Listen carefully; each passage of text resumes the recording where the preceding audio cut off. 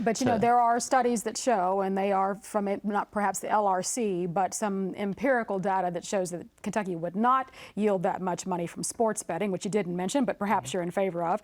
Medical marijuana isn't purposed to be a revenue generator, correct? That was supposed to be for a moral therapeutic obligation that you had to those who were not benefited by conventional medicine. Absolutely. However, that does offer a part of our economy to farmers in Kentucky that gives them a new crop that they can grow and then benefit from the initial sale. I'm not proposing that we tax medicinal marijuana, but that does lead into a conversation about recreational use, not to mention the effects on our criminal justice system, where we're not having to prosecute each and every single pot user for having marijuana. And that alone is $55 million in a year that we can save our already strapped criminal justice system. You know, I come from the largest city in the state, where we have a large court system that deals with this each and every day, where we can save that money and then redirect those efforts into other aspects of what we need to do to serve the people of And Kentucky. your prosecutor has made that move, right? Saying that he will not prosecute small amounts of possession of marijuana. Absolutely. And other cities across the country are following suit in that. Indianapolis just yesterday, for example. So, Ms. Ball,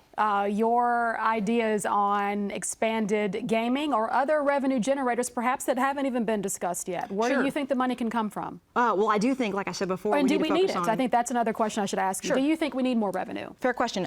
Yeah, we probably do need more revenue. I think we need to start smarter about how we do that.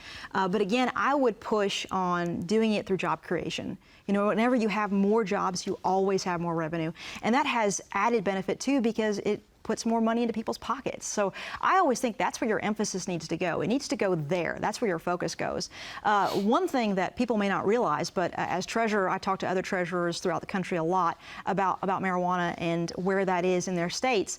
And at this point, it's been a nightmare because the federal level, it's prohibited from the banking level. So in fact, I was talking to a treasurer from Washington State yesterday, and it's become very much a cash transactional system right now. You can't bank your money, and it's creating a lot of problems for taxes. It's creating problems in a lot of other ways, just for payroll. I'm told it also creates problems for child support because you can't do garnishments very easily. It's a nightmare situation throughout the country right now. So I would caution anybody, don't jump into this right now until this is fixed at the federal level, because I know as a treasurer, talking to other treasurers, I've been to White House meetings where we've talked about it. Like, this is a serious problem right now, and that needs to be dealt with first before anybody would look at doing it here. And I would just caution people to just make sure that's done before they're even looking at this. Yes.